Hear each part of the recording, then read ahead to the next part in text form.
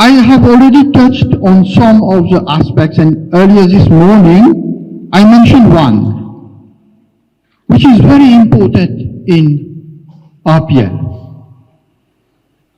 In terms of quality assurance, we always say that the facilitator of a candidate cannot be the assessor of the same candidate.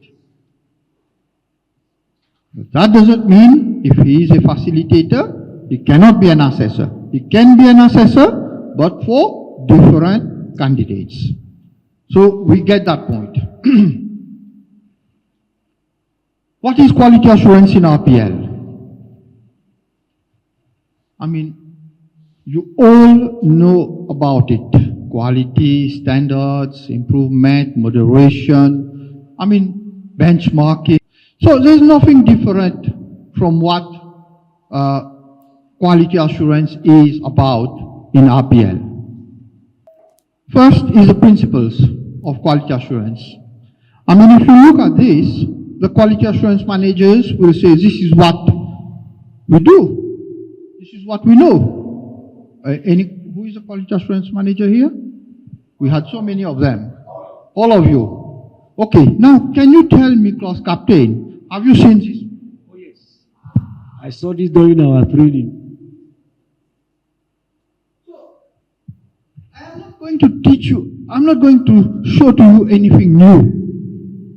It is all that you have seen and that you are witnessing and living it up to everyday life.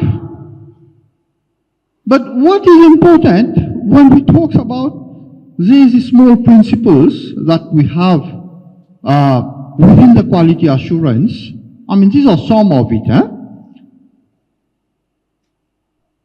When we talk about validity, in terms of, and this was what was mentioned, in terms of eligibility and so on, when, our friend was discussing which come first. So whenever we go into RPL, we have to ensure that the assessment measures what it intends. And here we are talking about the learning outcomes. You remember, whenever a candidate comes to us, I told you about the small stories which I witnessed. Remember the one coming and asking for a degree or a post-degree, qualification? So what we do from the very beginning, when we give information to the candidate, we ensure that the candidate knows where they stand. Now, how do they know where they stand? Is that we tell them, okay, these are the learning outcomes of the qualification which you are seeking. Where do you find yourself? Now, a degree or a postgraduate degree has different learning outcomes. We know that. A certificate level 1, level 2, level 3 have different learning outcomes.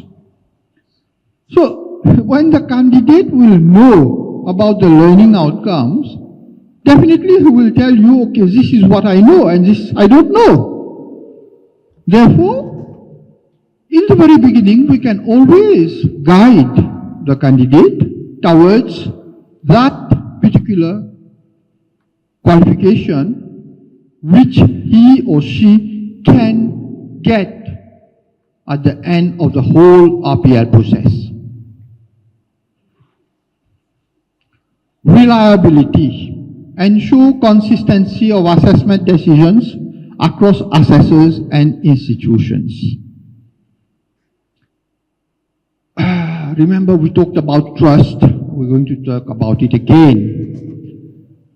Whenever we do an assessment, whether we do it in the north of Nigeria, with south of Nigeria, east, west, center of Nigeria, it has to be the same. Therefore, consistency in the assessment is important. And how do we ensure consistency now? How do we ensure consistency in the assessment.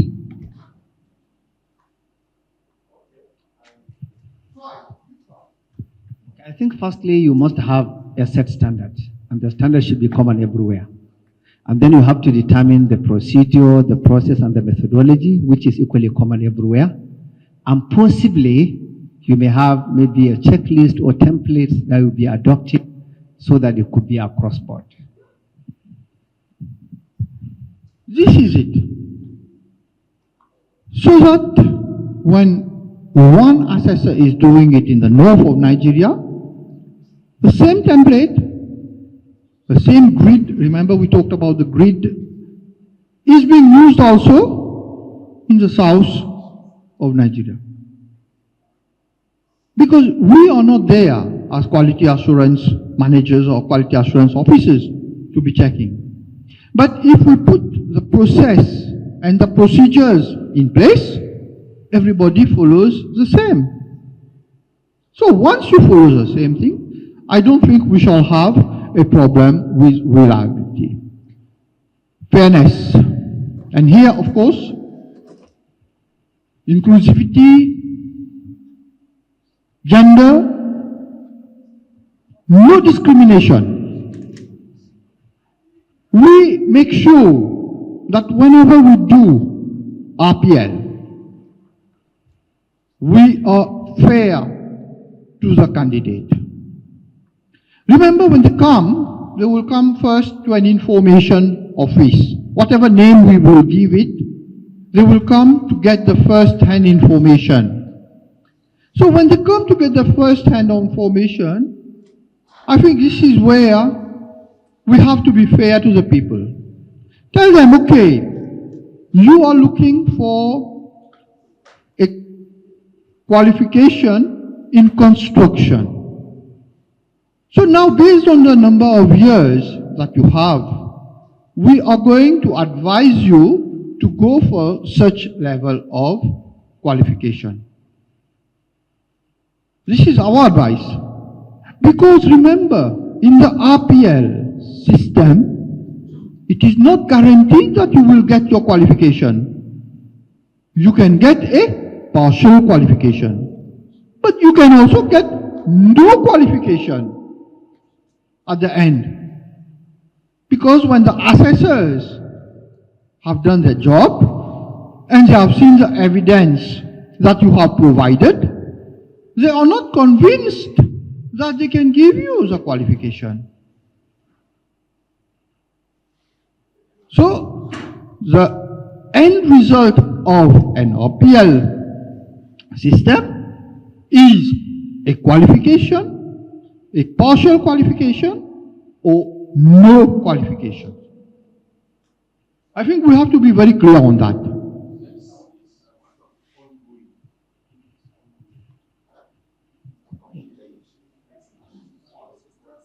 No, what do you mean ongoing? Partial, that is partial qualification. So they get a partial qualification which will state whatever competencies they already have. But then it stops there. They will not get the full qualification unless and until they learn the different learning outcomes which we have in the qualification. So it may take time for them. Either they go back to the working, where they have been working, the working environment, or they go to a training center and they say, okay, let me get those modules formally. So there is, of course, the possibility for them to always get this full qualification. Transparency. I mean, why should we hide from the candidate what are the assessment methods? How we are going to assess you? There's nothing there because we want the people to feel comfortable. We want the people to feel that they are really being taken care of. and that we have a sort of sympathy towards a person who has never been to school, but today he is coming to us to get a qualification, to get a certificate. Don't you think that it should be only a good, I would say, principle, that we are very transparent in terms of what the person will undergo during the whole process? It is very fair that the person knows from the beginning, okay, I am expected to have these evidences. I am expected to meet with the assessors. I am expected to answer the questions from the assessors based on my portfolio. It is not an examination. And this is where I am stressing again and again that we need a paradigm shift in our thinking. It is not an examination. We call it an assessment, but it is not an examination. And the assessment can take the form of an interview. We can talk. I mean, today if we go to an interview, I mean, all of us here, when we go to an interview, do you think that we would be reacting the same way that we would have been if we went to the first interview? I mean, you've been to different jobs. Remember, when we went for the first interview, we were stressed. Will I get the job? Will I not get the job? You know, we're very much stressed. But today, if we go for an interview, because we're already working, we have a good job, if we get the job, so much better. If we don't get, does it make any difference to us? Our lives will continue. But remember that this person now who is coming to you is the first time, and when we tell them assessment, they think examination. So remember this, it's not only a phobia, it's anxiety, you know, they are stressed, tension. I have cases where people did not come for the assessment because they were so stressed that they went to the hospital. No, this is the truth, right? Their pressure, you know, he's never been to school, and now we're talking to him, oh, you have to come for an assessment. So as soon as you say the word assessment, for them it is examination. He says, at this age, you think I'm going to sit for examination. What will happen if I fail? You know? Therefore, I think it is I think it is very fair that we tell them beforehand, it is going to be an interview. We are going to ask you questions related to your job. If you are a construction worker, you are a mason, we are going to ask you questions about what you do. I mean, why should you be afraid to tell me what you do as a mason? And now, I mean, maybe our friends will concur with me.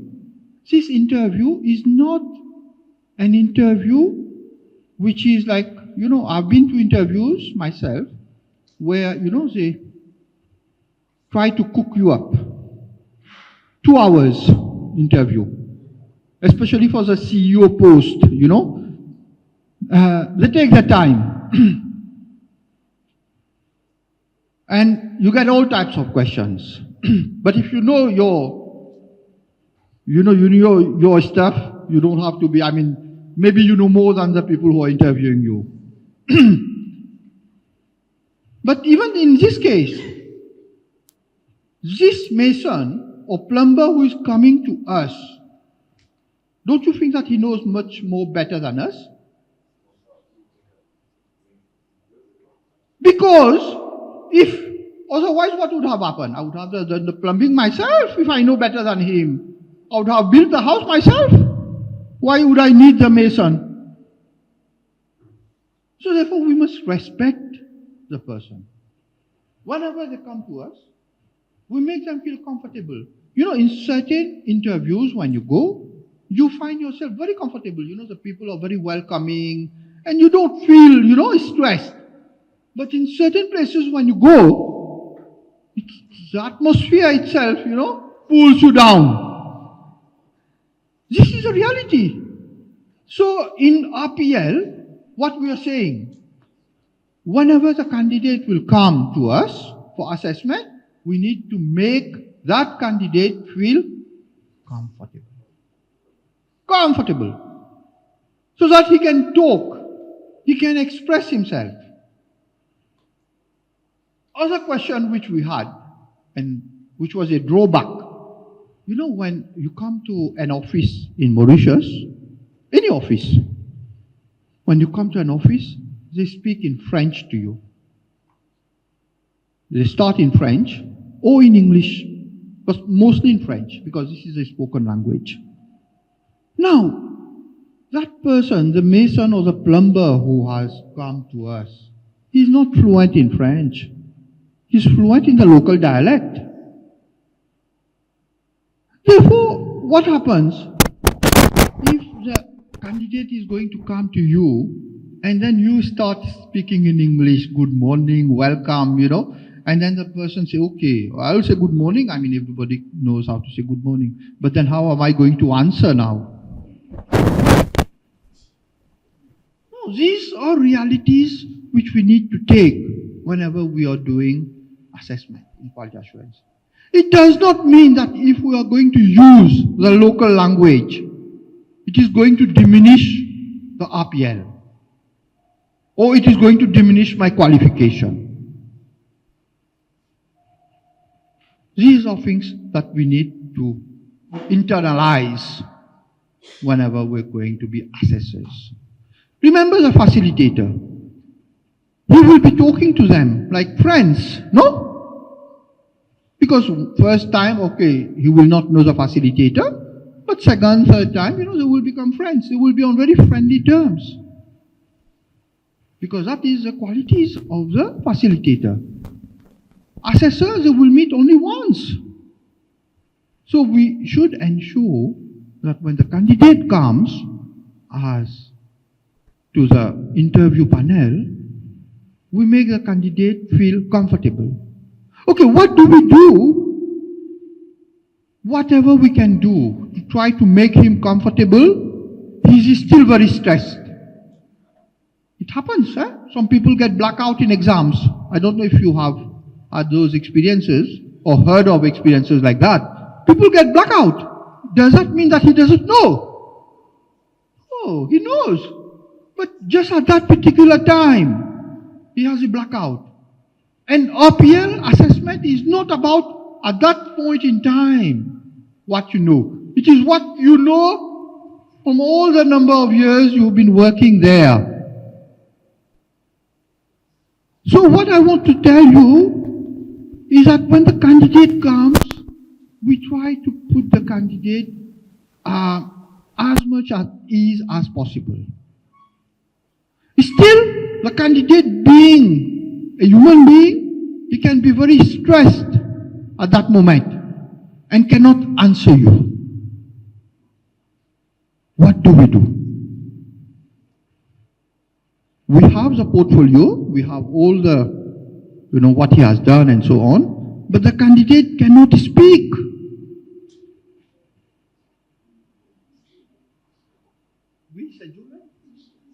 We schedule. Okay, but he will still be more stressed. I have to come again. Exactly. So what we tell the person, okay, you are having difficulty to express yourself now, but can we come to your place of work? Where do you work? You are a mason, you are working. Can we come and see you working? This is the job of the assessors. We can go to the workplace and then we see what the person is doing. Because this is what has been written in the portfolio. We are just verifying the evidence of that person. We are not examining the person.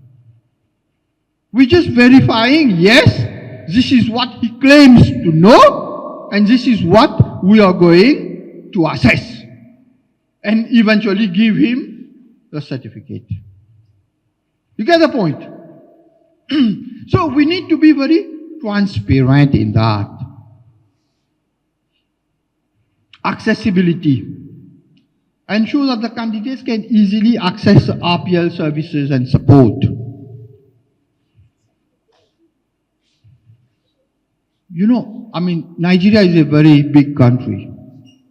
And in very large countries like Nigeria, it becomes a big challenge for people to really come to be assessed. I did not want to put it in my presentations. But you know, some countries that are very large, they have started to digitalize RPL. But you know, if we start with digitalization of RPL, it will never happen. So this is why I expressly actually put it out. But I think it is time we start thinking in terms of the people can apply, people can get information online. This is about accessibility. We don't need to digitalize the whole thing. But we can start to build up some systems using social media which will reach the people. We can have on our websites information for the people. We can have short videos to explain to the people in their own language what it is about. So these are things which we should consider whenever we are doing RPL. And it is still part of the quality assurance mechanism that we're talking. We are not talking about the process yet. Processes, as explained, it was taken up by my colleague. But what I am trying to say in quality assurance is that we ensure quality without being a difficult person towards the candidate.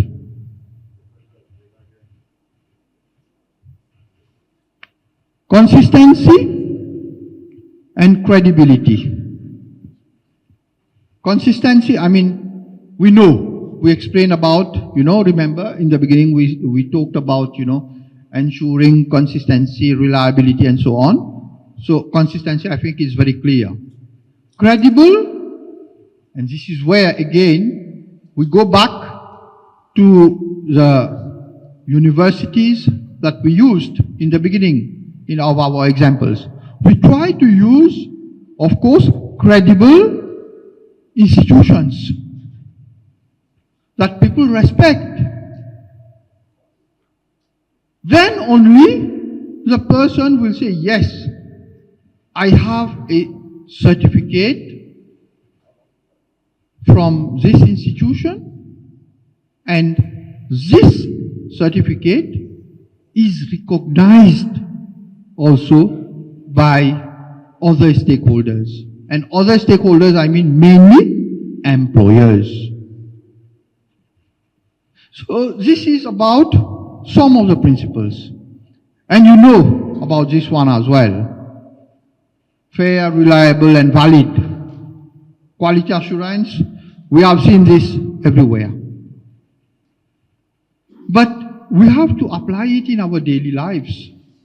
It is very good that whenever we do any course in quality assurance, they talk about all these.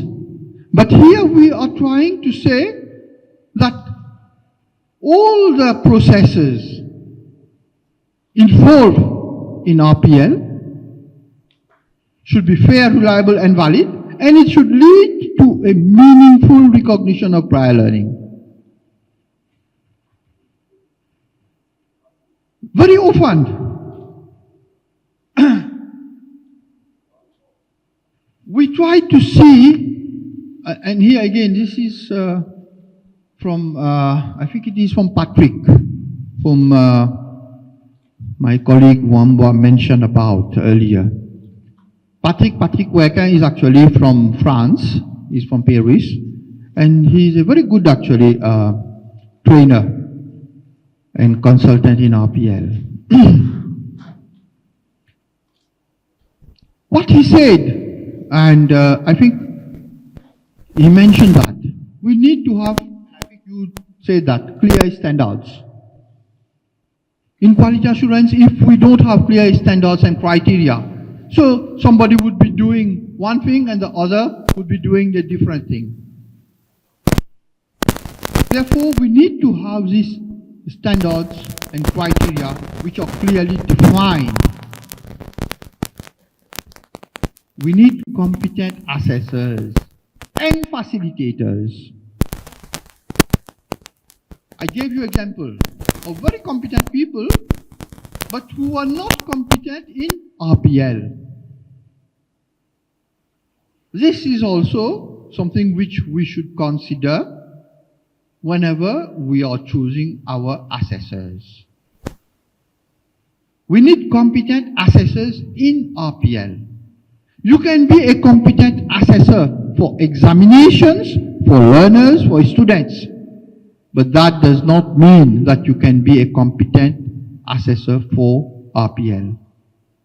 If you do not have the characteristics of a good assessor, RPL will fail. I have cases, and my friend also can tell you, we have cases where candidates have been for assessment, but nobody passed. Nobody even got one learning outcome. Do you think it is possible? Not possible, and I challenge anybody who would say that. Because if that person has worked for 20 years, and you tell me he doesn't have any competency, I cannot believe you. But it has happened. I have seen it in real life. Yeah, I have seen it in real life.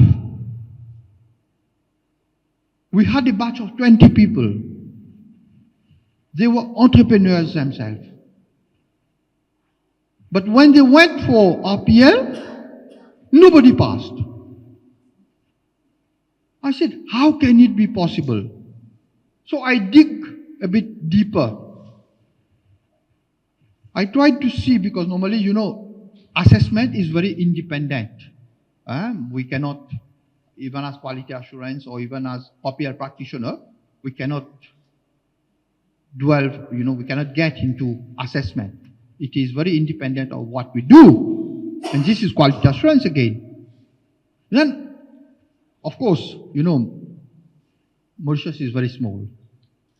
So, I can easily get the information who have been the assessors for that particular batch. So, they said, Mr. So and so and so. I said, okay, let me talk to them. Why did you fail that person? Can you imagine what is the answer that I received? I didn't believe it. You know, I thought I had done a great job, you know, promoting RPL, telling RPL. And this is where the silos come into place again. What happened? These are lessons for you to learn. What happened is that, you know, I have been talking to the directors at high level. We said, yes, we need to implement RPL. And we will train the people and so on, and the RPL would start. We had the buy-in of all the top management of the different institutions. But we did not have the buy-in of the technicians, of the people working below us? And the answer was, oh, we cannot give our qualification away like that. They didn't understand anything about RPL. It was because they were not, these people I'm talking about, they were not trained in RPL. The people whom we trained in RPL, they were trained in other sectors, tourism, in construction, but not in this entrepreneur thing. So you see, these are things that we need to really make use of, these lessons that we learn from other countries. So whoever is going to be an assessor, we need to make sure that the person is trained. Otherwise, the candidate will suffer.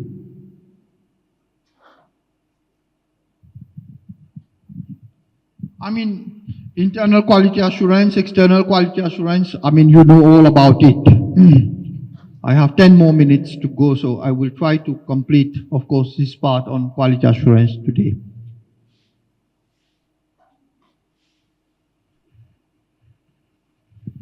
Once we do this quality assurance, I mean, do you do audits here? You do audits. What do you do when you go for an audit? Somebody who has done an audit recently?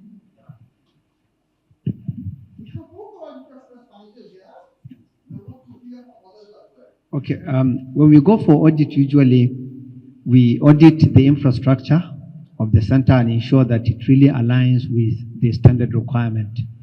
And then we audit the quality assurance managers, the assessors, the internal verifiers. Are they trained to what level? And not only the training we audit or the certification, but we equally audit the fact that do they go into CPD? They must ensure that there is continuing professional development of minimum of certain number of hours per annum. If they don't really go into that, what it means is that there is tendency for them to be obsolete. Some technologies, they are not yet aware of them, some upgrades that is happening in the industry. So we equally audit that. Then we audit the process of the assessment. How do they conduct it? Is it in line with what is actually required? And the rest of that. These are the major things we usually look at.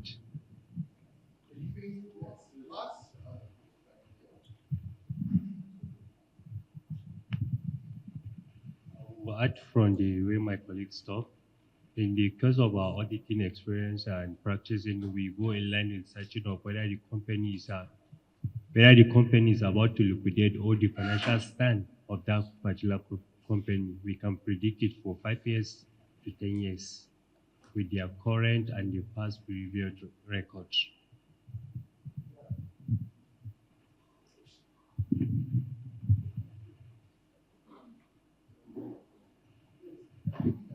What they have said, we also audit the training manuals or training material to see if it aligns with the standard, and also the availability of the materials in line with the required qualifications the training centers are awarding. We also audit the health and safety equipment to make sure the policy of health and safety is maintained in the center. Yes, of course. Because sometimes when you go, you find that the fire extinguisher is already expired for 2 years. It's not there. If it is there, it is expired. You know, people think we don't check, but we do check all these things.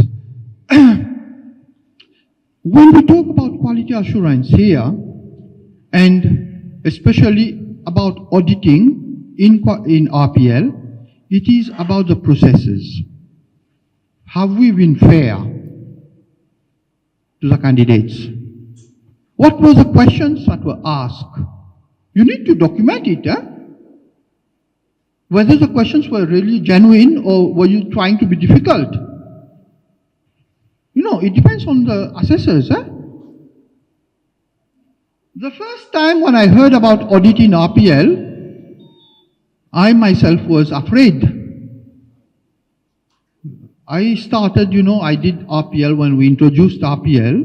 We introduced it, of course, with the help of the French government in Mauritius. And very good success rate, in the hospitality industry, in the construction, we had people who got full qualification, people who had partial qualification. So we were very happy. And then the French, actually it was what we call an academy, which is the government institution there.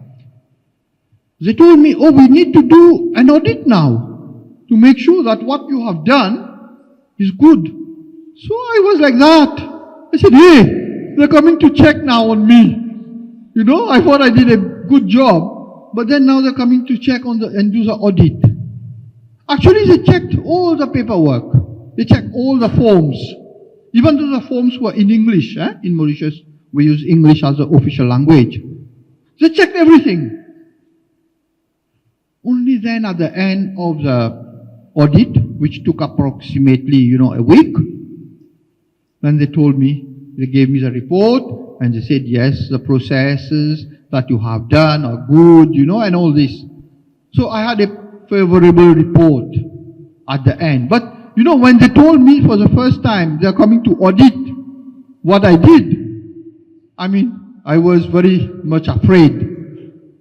It is like that. Whenever you tell a training institution you're going to audit them, of course, they will be worried.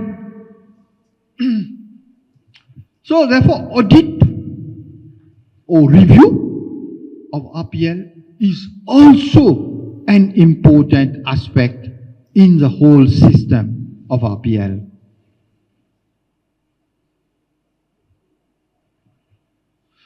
We've talked about trust from the very beginning. Trust is actually, it has to be consistent. Whoever be the candidate, whoever be the facilitator, whoever be the assessor, there must be trust. And that trust element is built only through clear and transparent processes.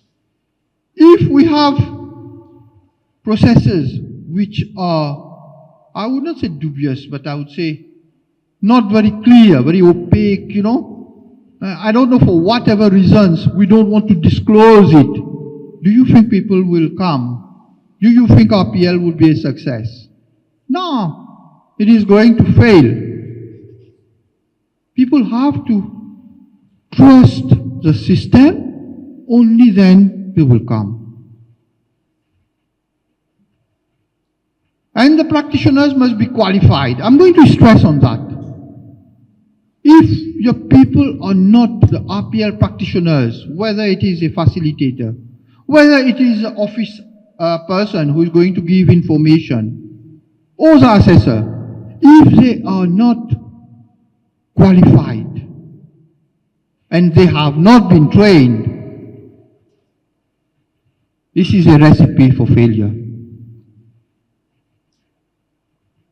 We should not cut corners. Very often we say, oh, how am I going to train people, who are so far away and so on. Don't do it. If you cannot train the people, if you don't have qualified people, don't do RPL. You do RPL only if you have the qualified personnel. And continuous feedback mechanism. Are we afraid whenever we do a training? We always say, can I have your feedback? We have a small form. Can you fill the form? I have a feedback form on my desk in the room for the hotel. That feedback form is used to improve. Because this is quality assurance. Quality assurance is not there to sanction you. Very often people think that this is the role of quality assurance. Quality assurance is not there to sanction anybody. Quality assurance is there to guide you, to improve on what you have done. This is the role of quality assurance. Transparency in assessment, we've talked about it. The impact of quality assurance on RPL. So whenever we talk about RPL, of course, it has to have some legitimacy. Legitimacy means it's not anybody who can do RPL. It has to be, I showed you earlier, the law provided that we could do RPL. So it is legitimate. The second thing, it has to be credible, trusted. Word of mouth. And here it is quite important. Remember when we watched that video, how did that person come to know about RPL? It was because the colleague told that person, she told him that, okay, there is a process that you can go for, which is known as RPL, and that can help you to get a certificate. So this is what the word of mouth is important in whatever you are doing. And this is the impact. Because you will not be able to reach everybody. Whatever means of communication you do, you will not reach everybody. So if you have a good recommendation from somebody, and they tell the people in their surrounding, so your job becomes easier.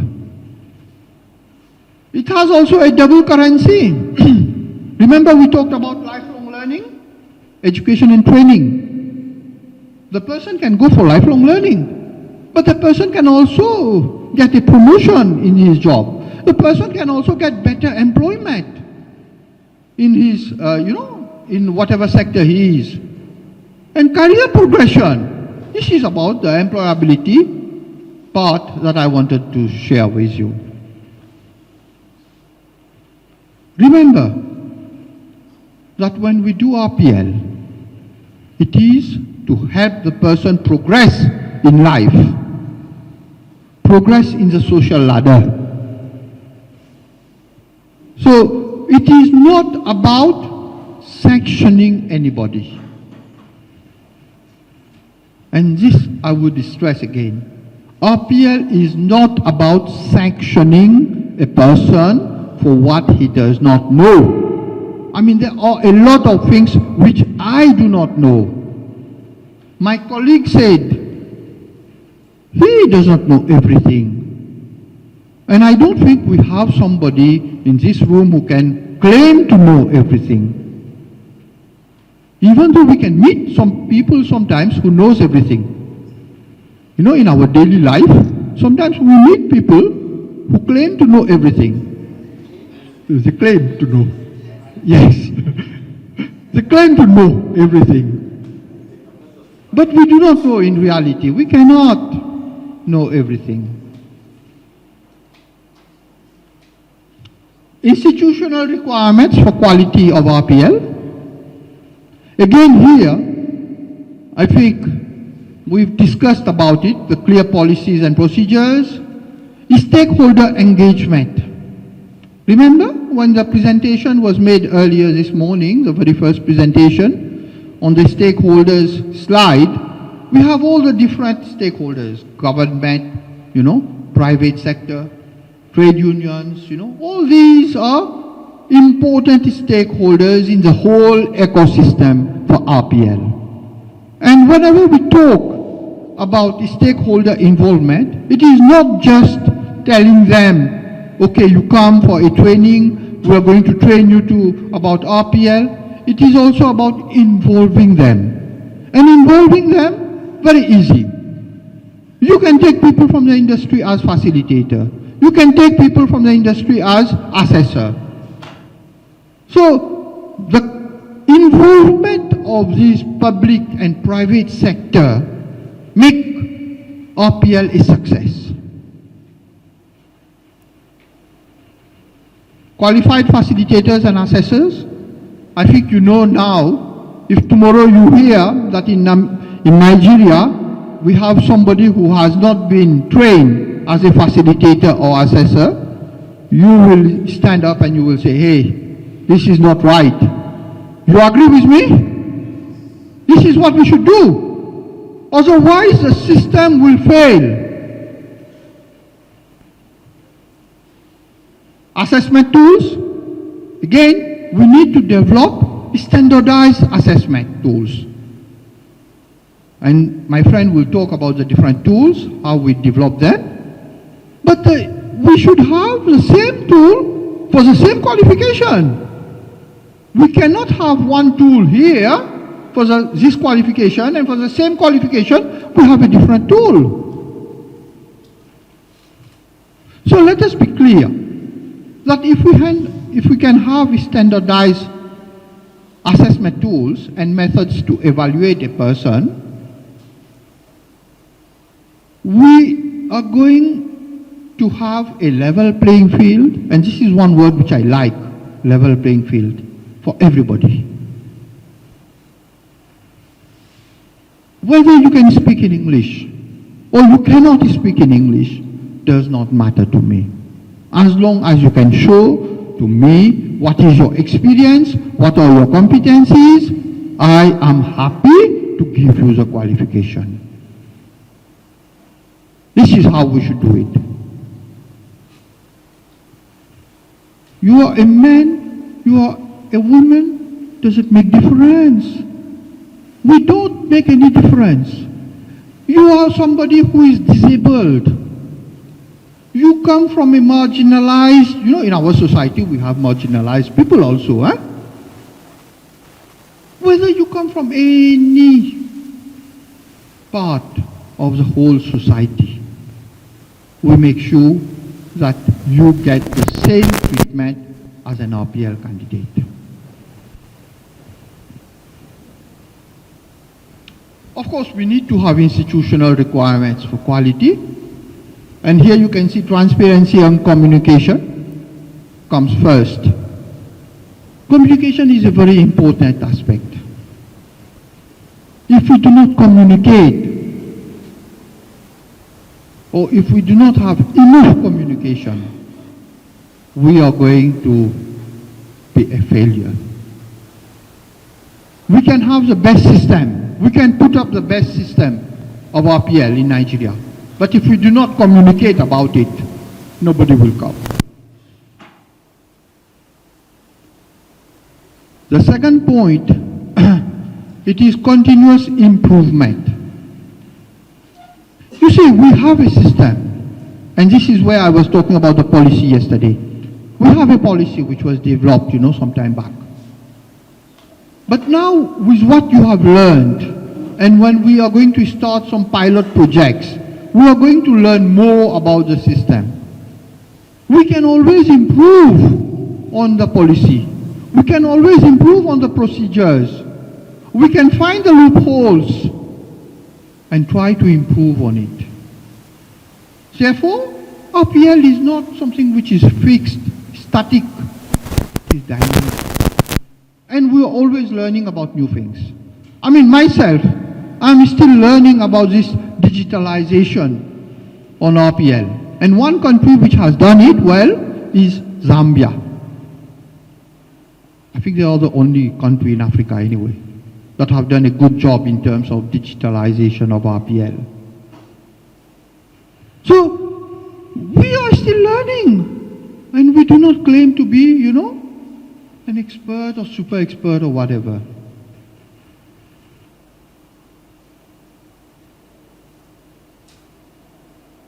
Documentation. This is where we fail.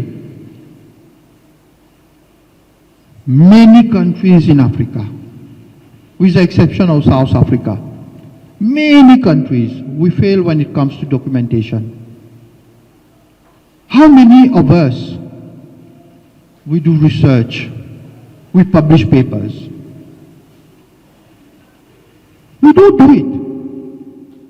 And now, sometimes we ask, okay, how many people do we have in the TVET? Nobody will be able to answer that. But if I ask a university or higher education, how many students do you have? They can give you the figure. Why? It is because of data. we are not collecting the data properly. Same thing for RPL. If we don't have a good collection of data, what will happen is that, we'll have candidates who will be lost after a while. Because remember, the candidate can have a partial qualification. And our purpose is to make sure, he rises up. So we can advise the candidate, okay, these are the courses which you should do to complete your partial qualification. But now the training institution would need that information. How many candidates do we have for that particular course? But if we don't capture the data, how are you going to plan for the course? Therefore, data collection and data sharing among policy makers are important if not vital for the system.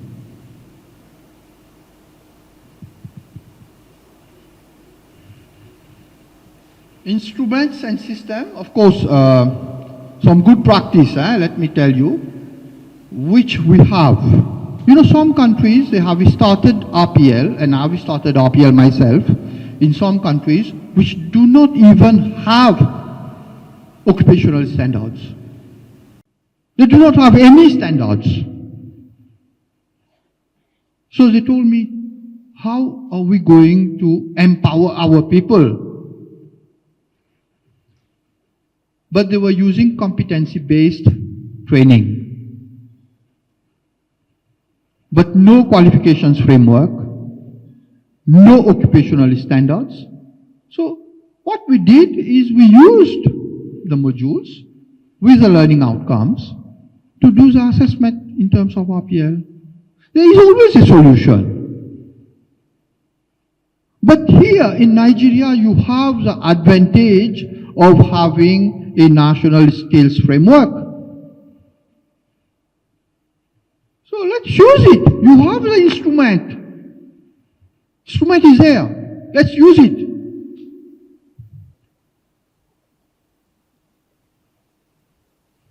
Policies and procedures, of course, you already have them. I have seen the policy document. You already have them. But of course, we can fine-tune it. All RPL practitioners should follow the training and ongoing professional development. You mentioned it.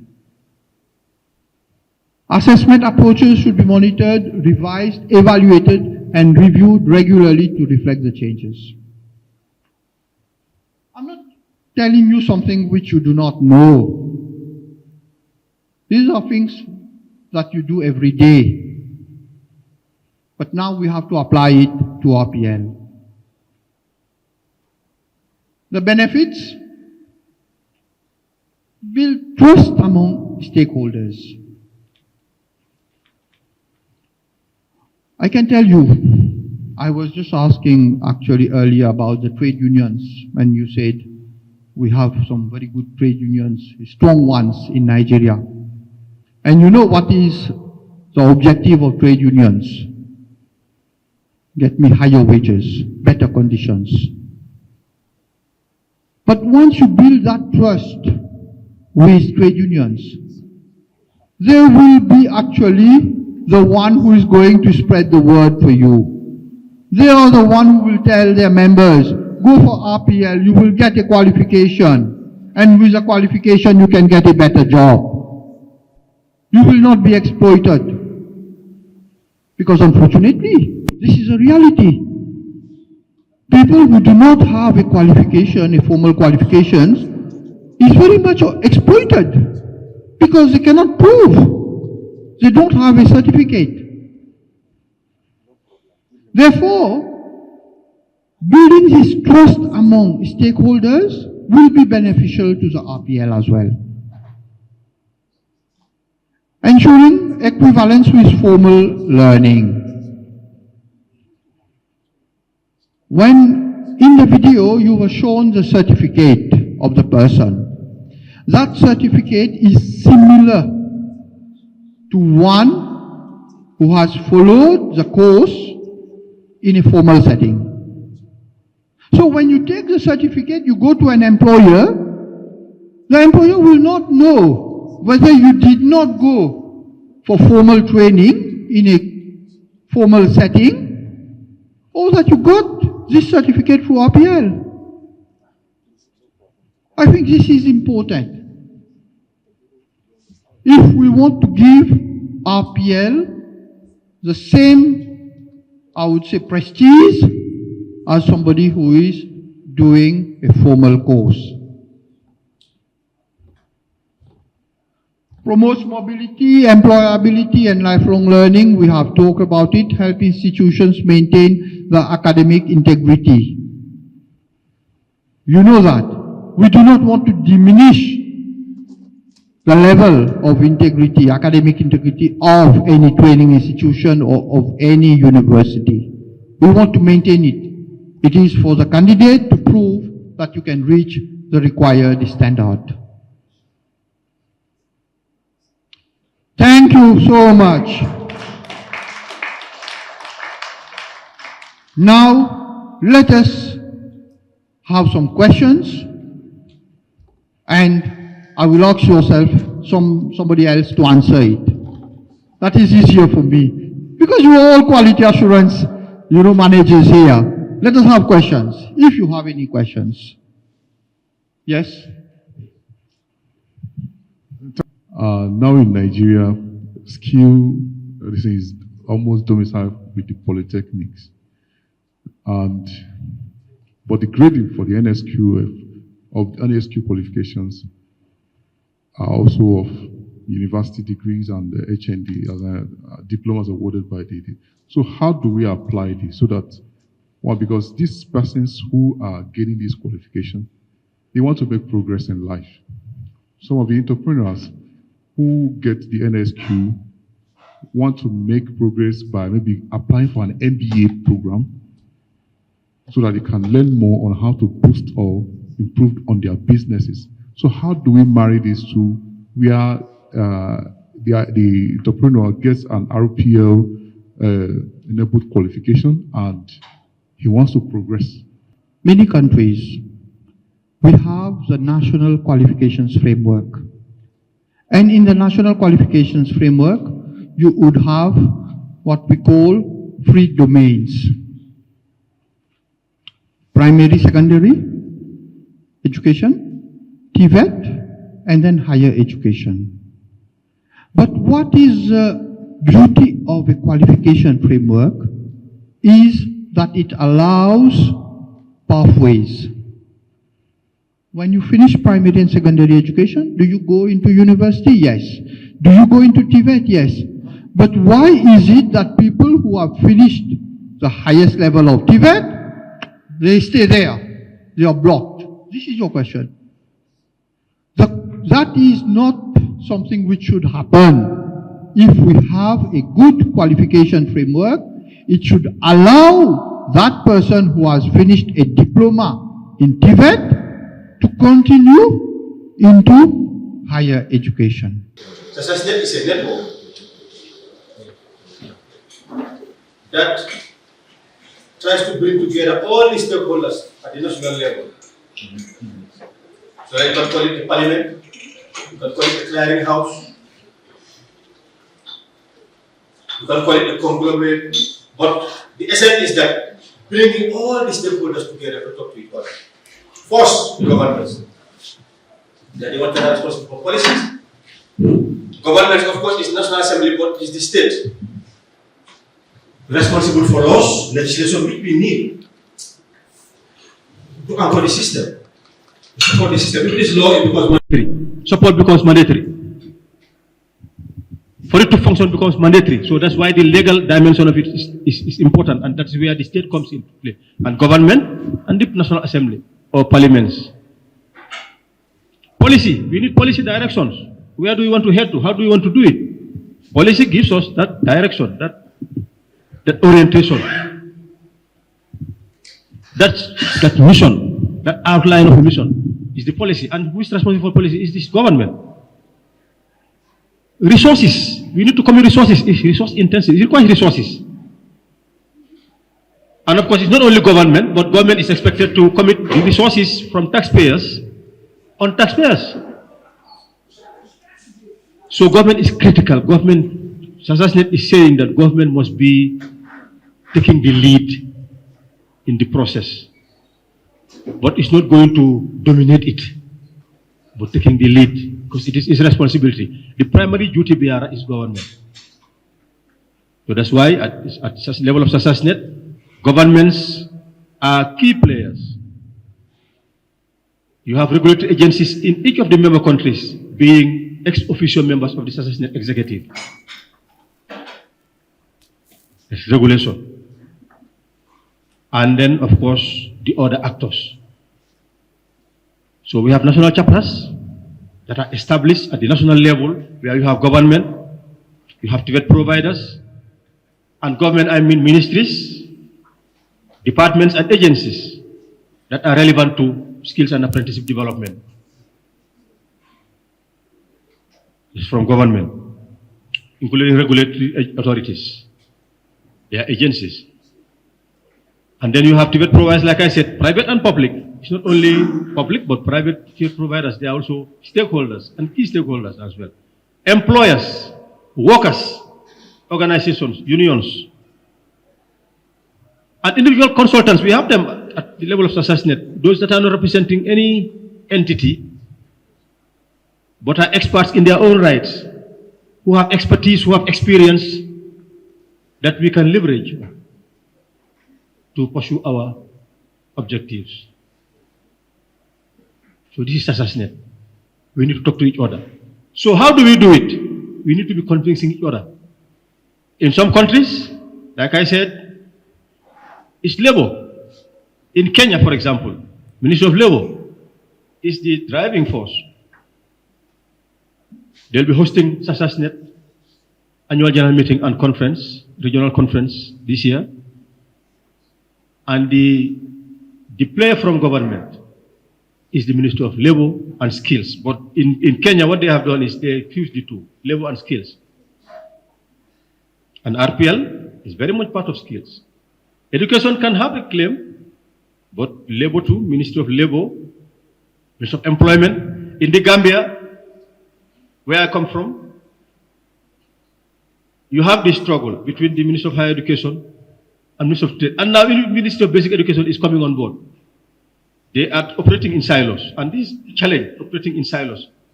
Yes, you have your own mandate. We can allow them to pursue their mandate, like Ministry of Youth. They can pursue their mandate in terms of supporting youth development, youth empowerment. And skills is an instrument. Skills is a process. Skills is an element that can facilitate that. Skills development, apprenticeship development. Ministry of Trade, after acquiring the skills, they need to engage in enterprise. And trade can also facilitate that. And then Ministry of Education, basic education, because in the Gambia, they have a policy, and the national framework has levels. Level 1 is the lower basic schools, primary school. Level 2 is the secondary schools, they call it middle schools. Level 3 is the senior secondary schools. Level 4 is tertiary. And after level 4, you have level 5, which is diploma. Level 4 is certificate level. Level 5, diploma. Level 6, higher diploma. So, Ministry of Basic Education in the Gambia is different. Gambia has basic education separated from higher education, science, innovation, and technology, or science, research, and technology. So they too are claiming, and they are operating in their own silo. Now, Ministry of Youth is also coming in, also claiming. In the Gambia, I'm talking about the Gambian scenario. And this is more or less what happens in most African countries. Because as SASASNet, we are privileged to such information. We know what is happening now in most of these countries, because it's our membership, they are giving us this information. So to address this, why don't we come together? Government cannot do it. Government cannot do it. They can, of course, they have the resources, but if we leave everything with government, we are afraid, we might not get what we want, because government is too preoccupied But the immediate stakeholders, those who are really interested in skills development, apprenticeship development, they should be given the opportunity to come on board. Thank you. So this is what SASNet is doing. How do we address this issue of mandate? So, like I said, there is no template. We can allow governments, countries. The presidency too is giving the responsibility to the presidency would be encumbering them with a lot of things. And the best arrangement would be the vice presidency. And in Nigeria, you have a situation like that, the Skills Council, headed by the vice president. We are not imposing anything on you. It's discourse. We will also help you with best practices elsewhere, and you assess and see whether it is fit for purpose for Nigeria. And this is what SASNet is doing. We are going to every country where these challenges exist. We will tell them that, well, we recognize that the interest of each and every one of you is to see this agenda push. Your interest is to see skills and apprenticeship develop. But it cannot develop when we go our separate ways. How do we come together? We allow you with your individual mandates, but we have a national mandate, national agenda, national mission. And it's good that it is institutions that take the lead. You may have individuals who are proactive, who are dynamic, but individuals come and go. Institutions come to stay. Ministries are here with us. We don't know when there's going to be another nomenclature, another arrangement different from what we have now, but it definitely appears that, not appears, but it's definitely, as far as we understand, we're going to have setups like ministries continue with us. So departments can do that, organizations can do that, but there is need for us to come together. So the intervention was just to tell you that we are cognizant of this challenge, and it is really hampering the work, and we need to address it. And this is why SASNet came about.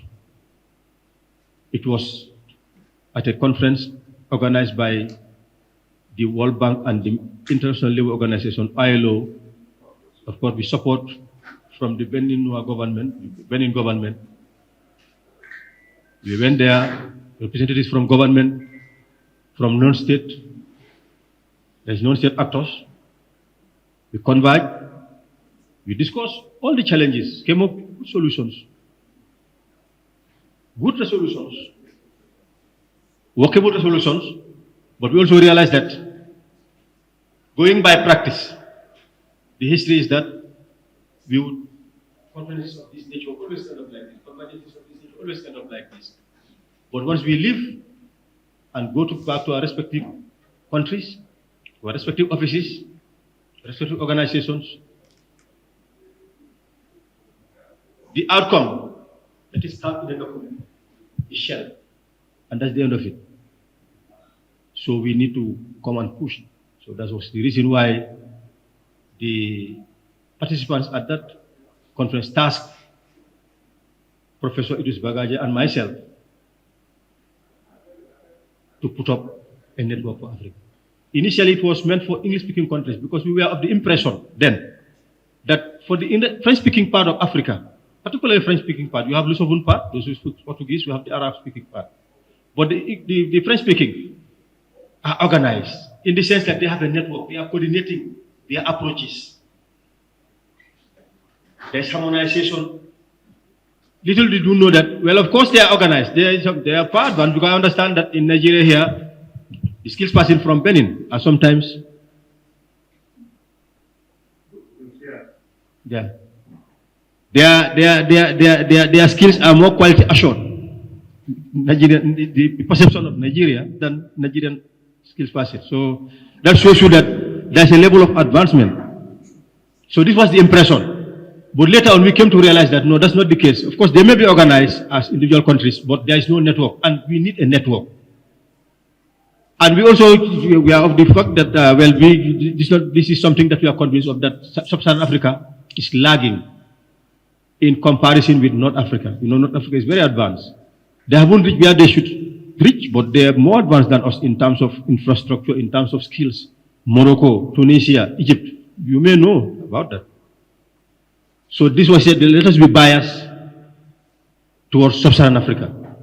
But now we are come to realize that we need, in fact, not now, see then, when we were constituting the organization, the constitutive document, that is our constitution, made provision for us to accommodate all of Africa, French-speaking and Lusophone-speaking, Arab-speaking. So now we are even thinking of changing the name instead of Sub-Saharan Africa. Well, some members are saying that no, since that is our history, let's just go with it for some time. Others are saying, for others to feel part of it, ownership, we need to think about changing the name to Africa Assassinate, or whatever name that we want to come up with, but to make it inclusive, all inclusive for all, the whole of Africa. But like I said, it was for French-speaking initially, so that when we believe, the thought we believe was that when we catch up, when the English-speaking countries catch up to the level of the French-speaking, then we'll twist together. It's in our constitution. So we are not leaving any African country out. It was just that we thought that in order for us to move in step together, those that we are below must be held to power so that we go together to our destination.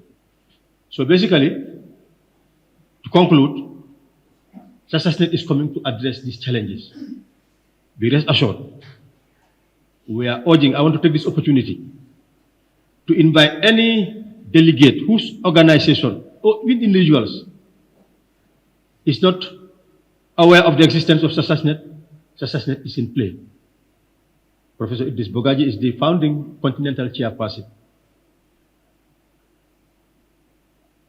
And he's demonstrating quality leadership. We are working together closely to push this Pan-African agenda. We are coming up with a project, a flagship project, that is going to give support to this Pan-African approach. That is Africa Skills Passport. SASASNet wants to champion that. We want this to be our flagship, one of the projects that we are promoting, so that any skilled person in Nigeria can go and work in Gambia.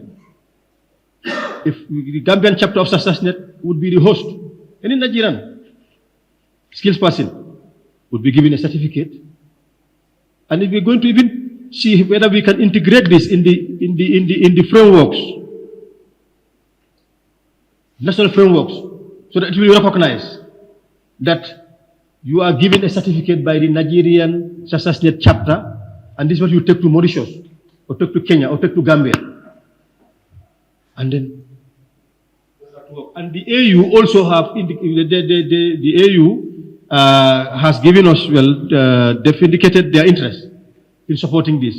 In fact, we are the ones who push it into the continental Tibet strategy. SASASNet push it in. So it's captured there. So SASASNet wants to champion this.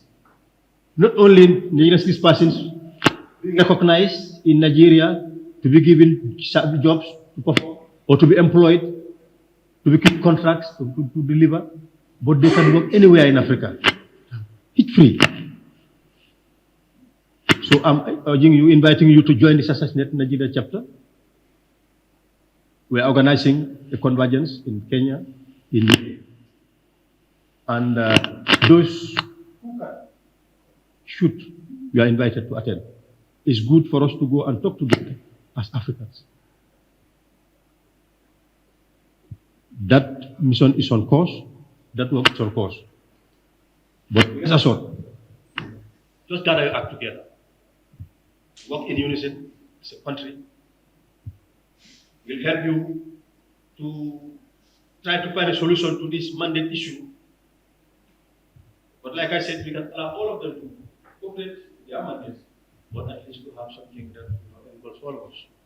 We work together. And thank you very much. So let us have another round of applause for SASASNet. Thank you so much. Thank you so much, SG.